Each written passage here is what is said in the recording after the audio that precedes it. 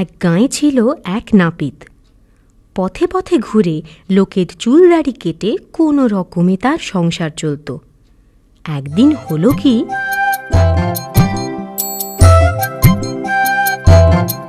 চুল কাটালে 1 আনা, চুলদাড়ি 2 আনা, একসাথে 2 করলে মালিশ বিনামূল্যে। কেউ কানেও তোলে না, সাড়াও দেয় না। আজ হলোটা কি? চুল কাটালে 1 আনা, চুলদাড়ি 2 আনা, একসাথে 2 করলে মালিশ বিনামূল্যে। সকালে কার মুখ দেখে যে উঠেছিলাম, দিনটাই বোধহয় খারাপ। একটাও খদ্দের জুটলো না। যাই বামুন পাড়ায় গিয়ে দেখি একবার। চুল কাটালে 1 আনা, চুলদাড়ি 2 আনা, একসাথে 2 করলে মালিশ বিনামূল্যে। ও পাঁচু নাপিত, আরে শুনছো? এদিকে এদিকে এদিকে এসো, এদিকে। আরে শুনছো পাঁচু নাপিত? হ্যাঁ হ্যাঁ হ্যাঁ, বলুন বলুন বামুন ঠাকুর, কি করতে হবে? বেশি কিছু করার দরকার নেই বাপু, শুধু টিকিটা রেখে মাথাটা একবার কামিয়ে দাও তো বাপু। আমার হাতের কাজ একেবারে পাকা, কিচ্ছুটি চিন্তা করতে হবে না। চলো ভেতরের উঠানে যাই। আহা, সাবধানে পাঁচু, সাবধানে। দেখো আবার আমার টিকিটা কেটে ফেলো না যেন, তাহলে কিন্তু রক্ষে থাকবে না। ছি ছি ছি, কি যে বলেন বামুন ঠাকুর, সেই কোন ছোট্টবেলা থেকে এ কাজ করে আসছি। 10টা গায়ে কি আর এমনি এমনি নাম যশ হয়েছে? ও তোমার নাম ধাম তোমার কাছেই রাখো তো বাপু, আমার টিকিটা আস্ত থাকলেই হলো।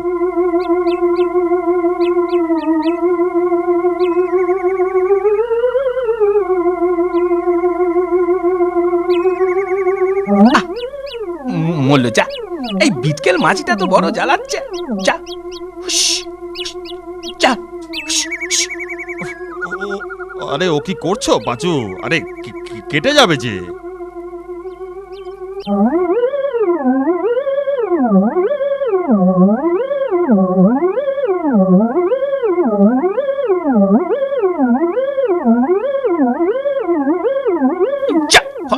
ভাগা মাছি, এই যা, টিকিটা কেটে ফেললাম যে। হত ভাগা নাপিত, কি করলি তুই দেখি? এ কি সর্বনেশে কাণ্ড! তুই আমার টিকি কেটে দিলি।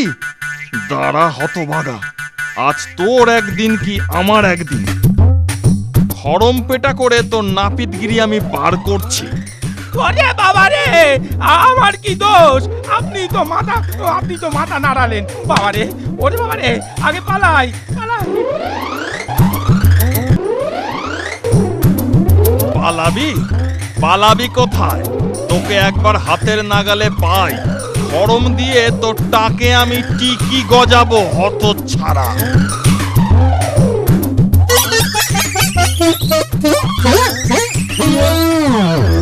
বেটা, গাছে চড়ে পার পেয়েছিস, ধরতে পারলে আজকে তোর পিন্ডি চটকে দিতাম।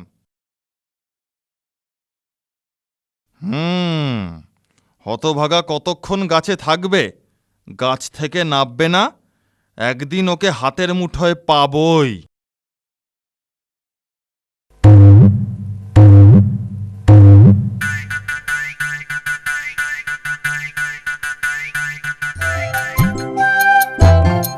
যাক, ঠাকুর মশাই চলে গেছেন, এই বেলা তাড়াতাড়ি গাছ থেকে নামি।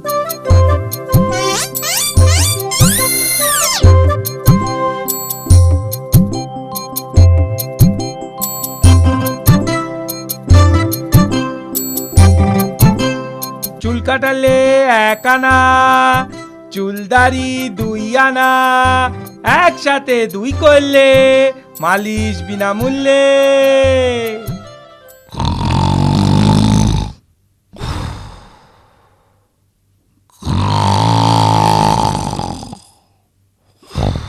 ওরে বাবা রে বাবা, এই অবেলায় নাক ডাকি কে আবার ঘুমোয়?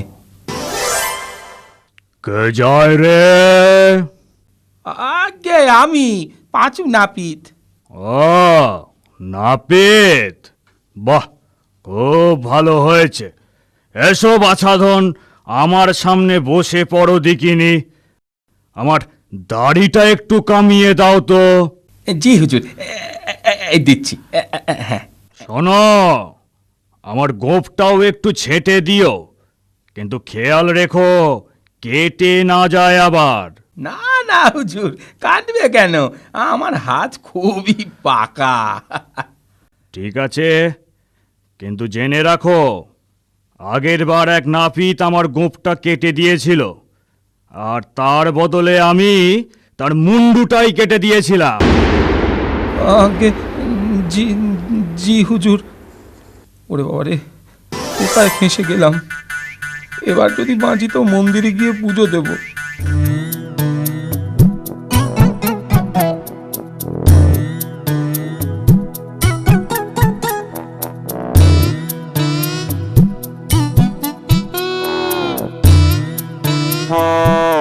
এই চা,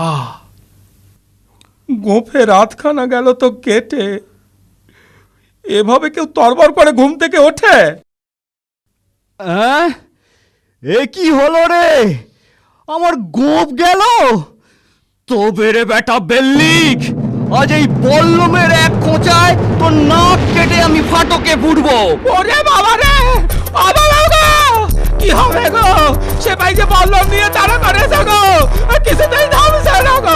নাক কেটে তবে আমি থামবো। আরো ধরে ধরে ওই, আরো ধরে ধরে ওই, না তো ধরে পড়ে পালাই রে বাবা।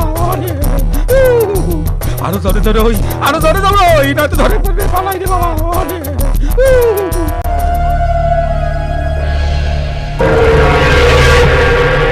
কতদিন এই ভুসুন্ডির জঙ্গলে মানুষ আসে না,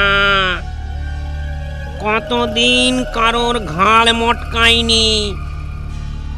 গাছে উঠে দেখি আজ কেউ আসছে কি না।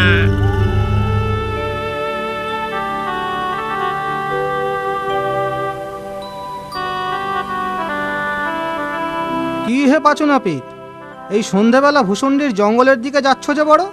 তোমার কি প্রাণের মায়া নেই? আর কর্তা প্রাণের মায়া, পেটে খাবার জোটে না, তাই আবার প্রাণ। তা জঙ্গলে গিয়ে করবেটা কি শুনি? ভূতেদের চুল কাটবে নাকি? দেখি দেখি কি করা যায়। বেঁচে থেকেই বা কি হবে? সেই তো রাত দিন গিন্নির মুখের গালি আর হাতের ঝাঁটা লাথি। তার চেয়ে ভূষণ্ডির জঙ্গলে গিয়ে বসে থাকি, কপালে যা আছে হবে। আরে, একটা লোক তো দেখি এইখানেই আসছে। আজ ওর ঘাড় মটকাবো, ওর হাড় মাংস দিয়ে হালুয়া করে খাবো। ওরে বাবা রে বাবা, কি বিরাট জঙ্গল! অন্ধকারে কিচ্ছু দেখা যায় না। যাই যাই, ওই ওই গাছটায় নিচে গিয়ে একটু বসি।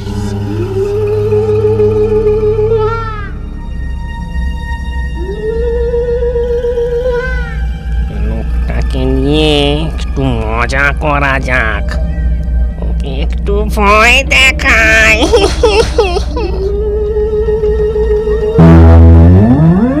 ওরে ওরে বাবা রে, ওরে বাবা রে, এটা আবার কি রে? ওরে বাবা রে, হাতের মধ্যে ভূতের মুন্ডু। ওরে বাবা রে,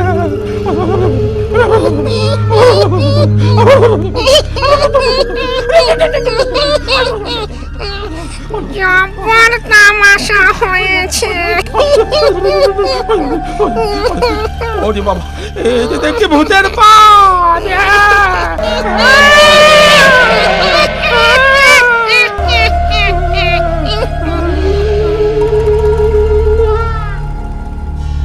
যাই, এবার ওর সামনে যাই।